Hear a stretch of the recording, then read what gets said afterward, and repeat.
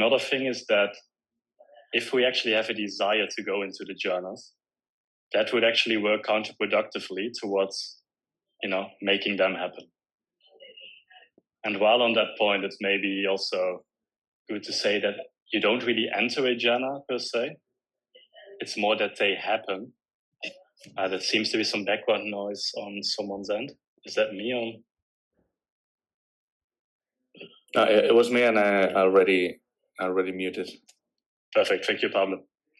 So you don't really enter a jhana, just you set up the conditions right, and then they can happen automatically. Also, maybe important to say is that some level of concentration is required to go into the jhanas, as some of you might know, and then it is suggested, of course, to have somewhat of a prolonged daily practice to go into them. I will give some cues that worked for me and worked for friends while guiding them through. And it could be that these cues do or do not work for you. So, of course, this is kind of a stage gate thing where we first go into the first, then the second, etc. If it does not work, please do not get annoyed. It's totally normal to have the process take some time to be able to learn those. But I want to still strike the balance of having a bit of an introduction and still doing some guidance. So that's that. One cool thing about the jhanas would also be, as some of you might know, that it makes meditation quite enjoyable. It's almost like these mind candies where the hindrances get lessened down. So, the 5 hindrances from Buddhism being, in a nutshell, too much energy or restlessness, too little energy or sloth and torpor, aversion and desire, and then also doubt. They get lessened to a whole significant extent, and we can be really in this state of absorption, which again can sharpen our sword for concentration to then use into further insight practice. For example, first, before I start, before I have this whole monologue, any questions or any points that someone feels need to be brought up? Recently, I've been hearing about kind of like soft light jhanas and harder absorptions, strong jhanas. Do you differentiate? Yeah, there is a good question. There is a differentiation there, where maybe, of course, I would not say it's such binary, like it's either light or it's very deepened. Maybe it's more of a spectrum going on there. But of course, as some of you might know, if you're on retreat and you're going into jhana, they might be a whole lot deeper than just from a simple, shorter meditation at home after work, for example. So does that make any sense? And then there's loads of literature on the lighter or the absorption jhanas.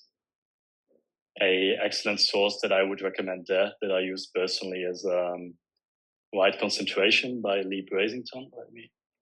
This book right here. So he also goes into that at the end of his book. That would be a bit too much for now. Any other questions or points?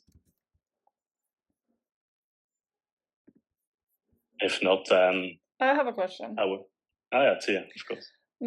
How would you describe how you would know that you're in a jhana?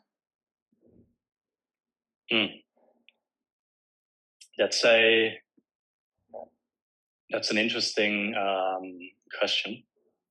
I had this question a lot when I first started doing. So with, for example, especially, are you referring to any jhana at all, or specifically going into the first? Any jhana at all, but I guess for beginners, that would be the first. Okay. Because the first has a more like almost tangible feeling tone to it, or a process that happens, which is more grows, like less subtle, so you can maybe prime it better, right? In the end, this is all always going to be subjective experience. But then for me, what personally helped on a retreat, for example, I actually spoke to this nun, Buddhist Burmese nun, and she actually questioned me about what happened during this jhana, to then say whether I was in a absorptive one or a light one or in any one at all, right? But then also, if you remember our retreat here, maybe when me and my neighbor, a French guy, when we were just spinning circles while sitting after Mike had just introduced that funny story. That was like for sure a sign like this normally doesn't happen. This was a crazy experience. But then, especially the formless jhanas that I would not get into today, they are of course a bit more subtle, as you might know, as we progress. So then, are you in one or not? Well, with experience, I would say you get a better perception of this.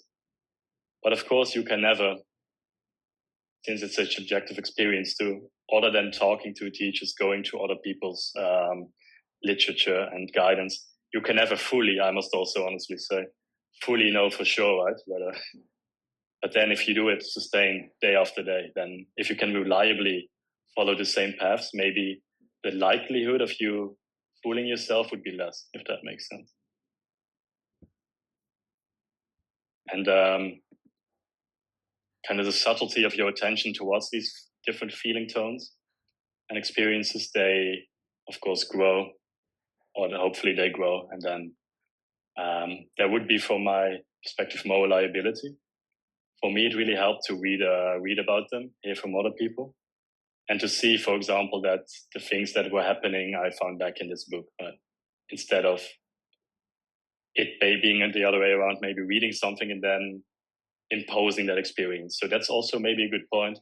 Have an open mind here. Don't strive towards having an experience that you may have read somewhere. For some people, jhanas manifest differently. So for example, PT, for a lot of people, somehow this takes place, this pleasant bodily buzz sensation takes place in the hands. Somehow they feel like they are giant and very pleasant. For some people, it manifests on their mouth. If I tell you it has to be the hands, that doesn't really make sense. So it's also somewhat of a personal quality tone to that.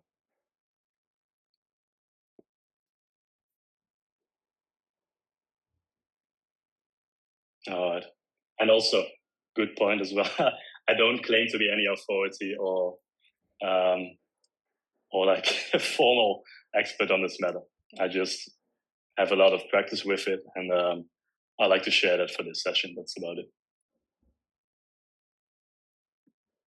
All right. Helpful to discuss the differences between 1, 2, 3, 4, or is that out of scope? We can very briefly do so, then maybe go into the meditation, and then we can maybe do so afterwards. So first of all, we have to build up a sufficient level of concentration, also called access concentration, sometimes manifesting by seeing lights or fireworks in the visual field, even though you have your eyes closed. There will kind of be a telltale sign or some diffused white light. Again, this does not have to happen though. For some people it happens, for some people it does not. So that's why it's hard to put a finger on it. Then from there, we focus on we look for a pleasant sensation, usually again, taking place in the hands, in your lap, or while we have a smile on our face. I will prompt you through that, but often at the corners of our mouth, tuning into those bodily experiences of bliss or this positive, fuzzy, warm bodily buzz. So that's really a bodily experience. As we go up the jhanas, they feel more like you go down, let's say, through the body, and they become more and more refined and more subtle. So then from PT to Sukha, we can, for example, as we will do in a bit, we can take a deep breath and let our awareness sink down towards the more heart or chest area usually. And then we focus on more the emotional quality of joy instead of the physical quality of this, whatever you want to call it, rapture, ecstasy. It's positive. So it goes from the bodily feeling towards more the emotional quality. And for me, it manifests in a lot of people that I know, it manifests around the heart area. It's almost like this emanation of energy coursing from the heart. And then as we go into contentment, it drops down even lower for most people again. For me, usually around the belly area. And this is yet more refined. Even less chaotic, even less, energizing maybe. And it's more smooth. It's characteristic here would be, of course, the jhana is called contentment, but it's this very content, satisfied feeling. And it feels to me as kind of this warm flow, almost like you're taking a warm bath throughout awareness, not per se throughout the body. At some point, you can also just lose the whole notion of a body. Then usually that is contentment. And when we move to equanimity, the paradoxical thing here is it's not per se pleasant anymore. It's neither pleasant nor unpleasant. But that is in some deeper way so much more satisfying even. And we do this by letting go of everything. And there it feels like we are really sinking down or even lunging forward. If we tune into it, so we move our attention from, just our shamatha object, for example, the breath, to pleasant bodily cessation in PT, to the emotional feeling tone of that joy in Sukha, to then the even more refined contentment for the third jhana, and then for equanimity, let go of everything. So we do have this, let's say, move of attention towards those different qualities in our experience, in our awareness. Does that make any sense? All right. Then how about we get into it? So let's all take a seat. We start with our eyes open here.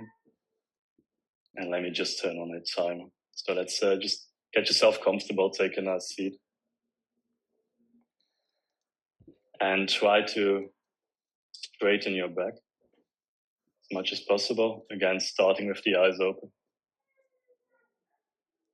And really feel yourself in the room that you're in. Feel yourself sitting on the cushion.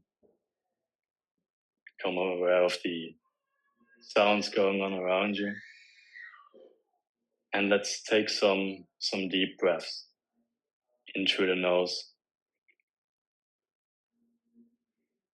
And then just letting it out through the mouth.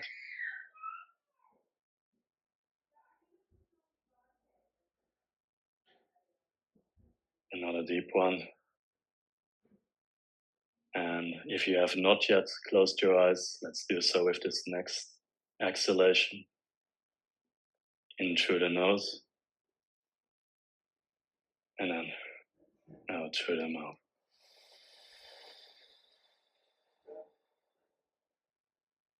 And then just give yourself some time to really sink into this state of being.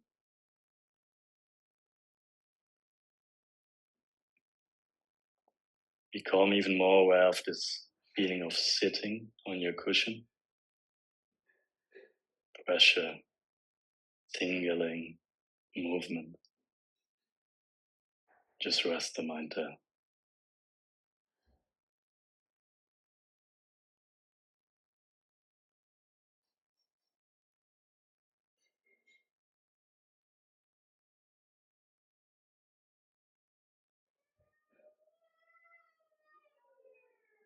Then let's slowly sharpen our focus towards the breath, either at the nostrils or at the belly, wherever you prefer, wherever it's most predominant for you.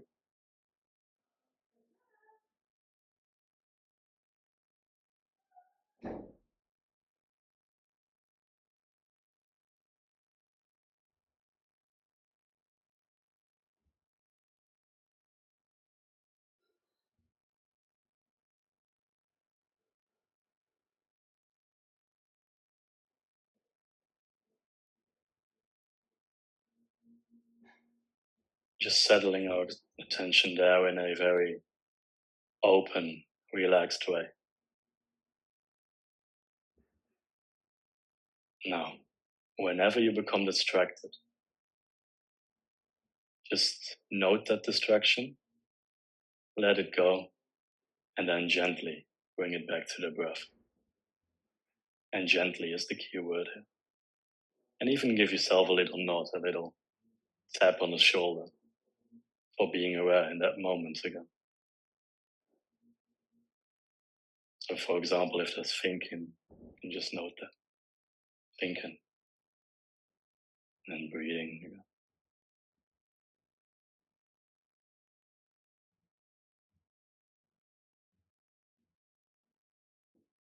Now also, whether you feel like it or not, give yourself a little bit of a grin, a little bit of a smile.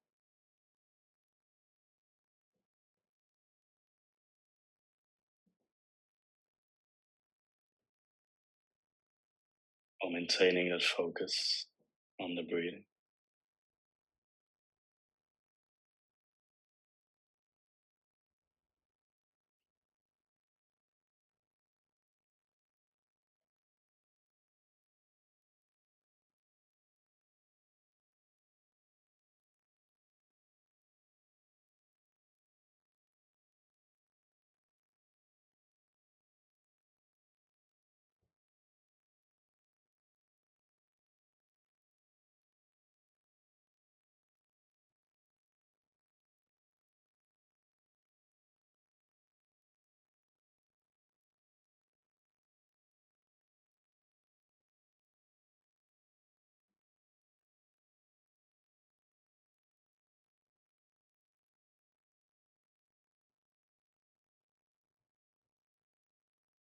And let's just do this for a couple of minutes, really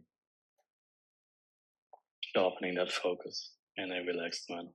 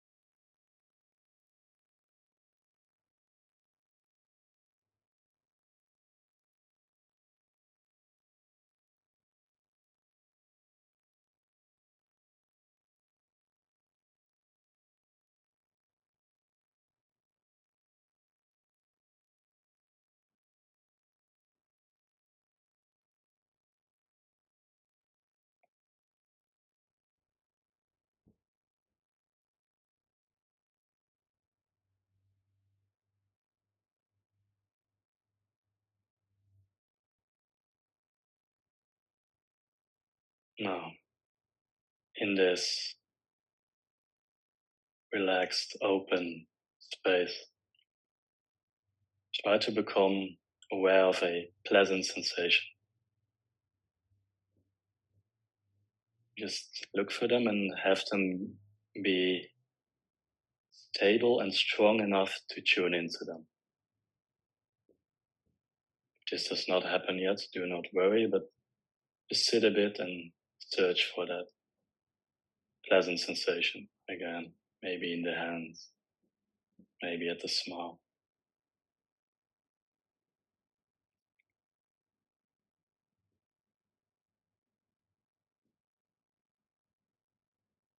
Once it's strong enough, stable enough, move the attention from the breathing through that pleasant sensation fully.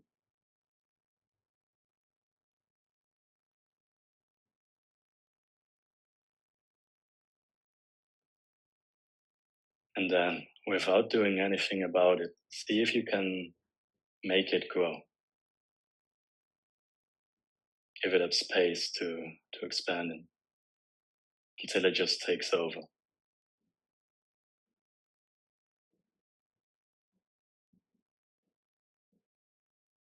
Again, it either grows or it does not. Not too much willing here.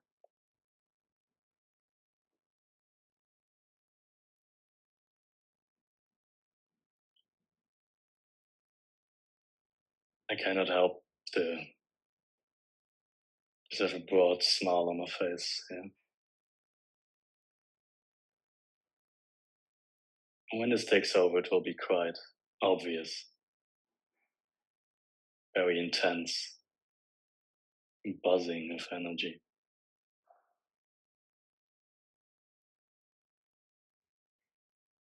Sometimes even a bit annoyingly intense.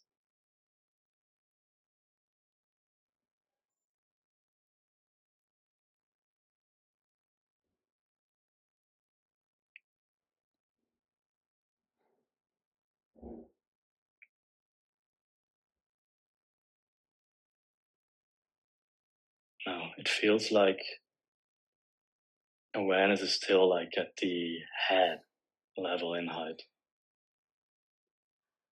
Let's see if we can drop it down here by having a full breath in and then just dropping it, letting it go. See if you can let awareness sink towards the chest area.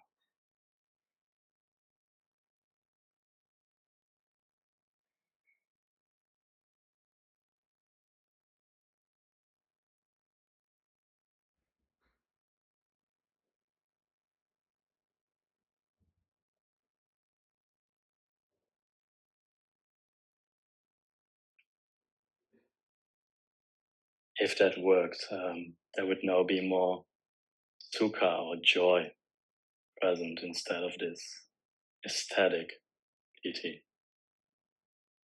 Both are still present. Feels way more refined.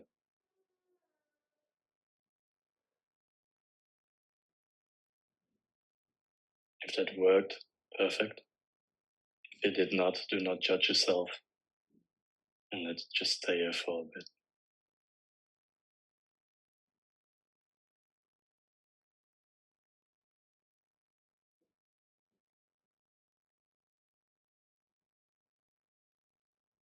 Enjoying that very soft, refined, and stable quality.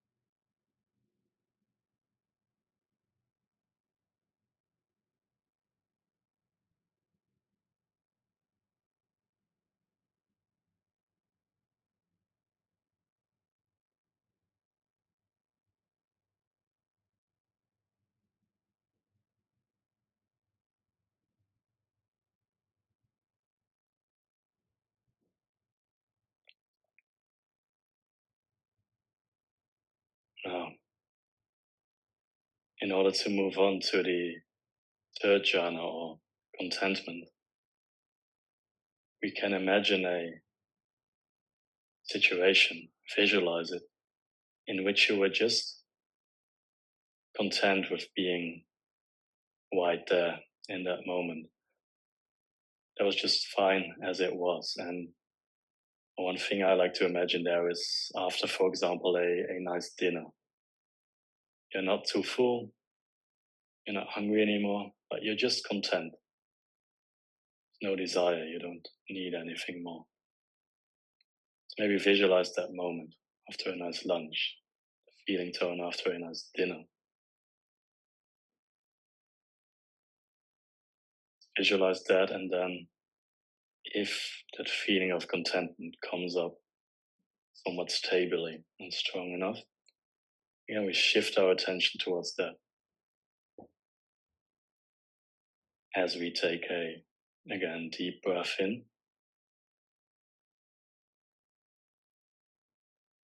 and let it out.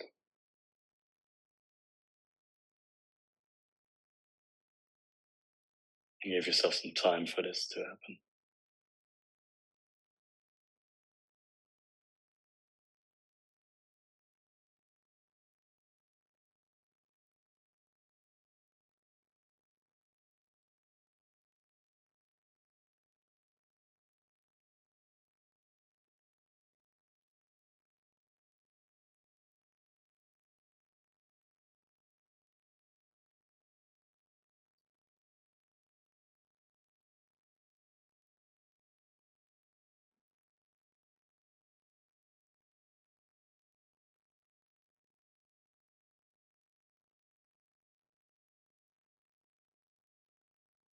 This jhana of contentment is felt for me again more in the belly area, where there's this feeling of a warm bath almost.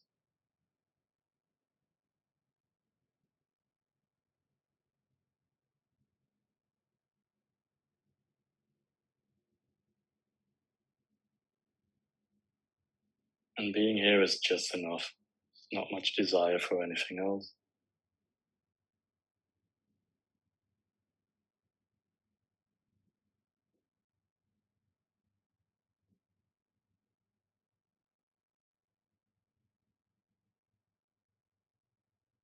Let's just abide here for a bit.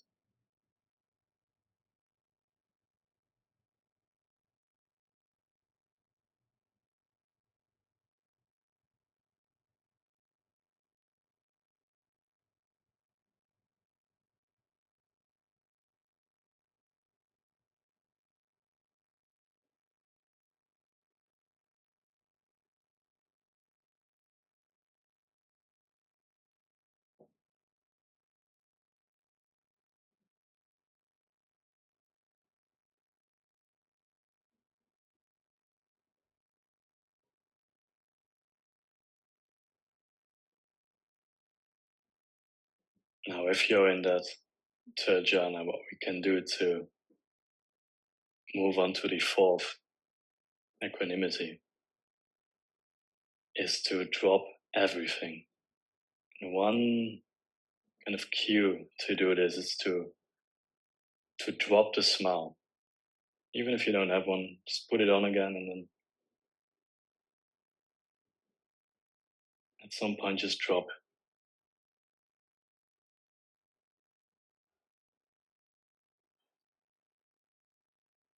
Tune into this sinking feeling that you might get, or even lunging forward. If the body is lunging forward, that's fully okay. Tune into it, sinking towards the bottom of the ocean. It can take quite a while to make that transition from the third to the fourth jhana.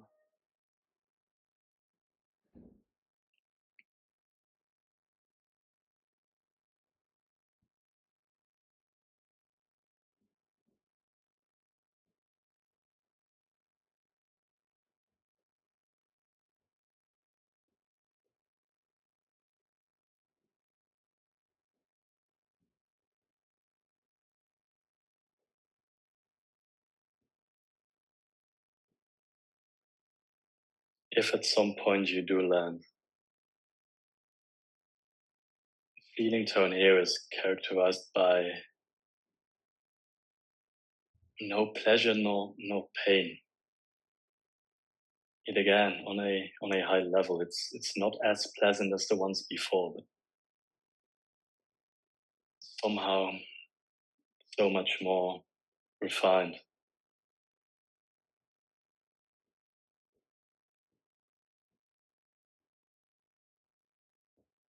Nothing to want, no aversion.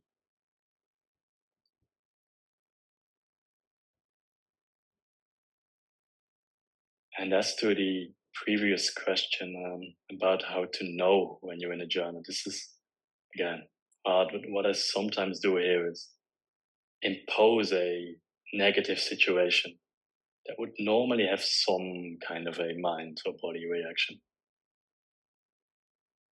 And here it would just be a careless space. It's not a problem right now. Nothing to cling to, nothing to push against.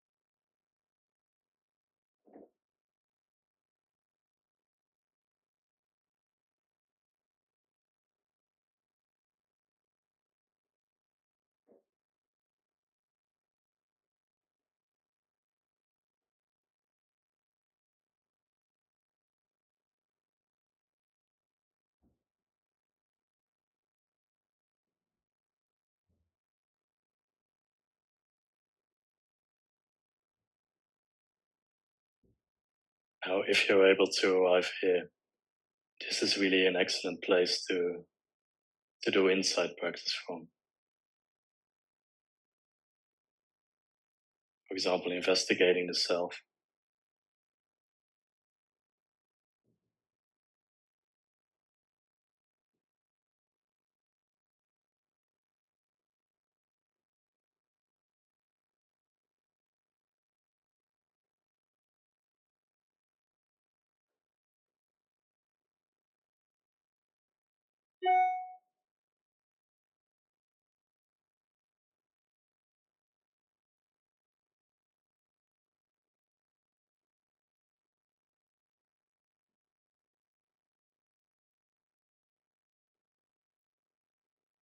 Now, it can be a bit of a mental ride to, in a short period, go through all of these, especially if you haven't done it a lot. So just feel free to come out of the meditation whenever feels right for you, and maybe start moving your hands, moving your feet a bit whenever feels right for you.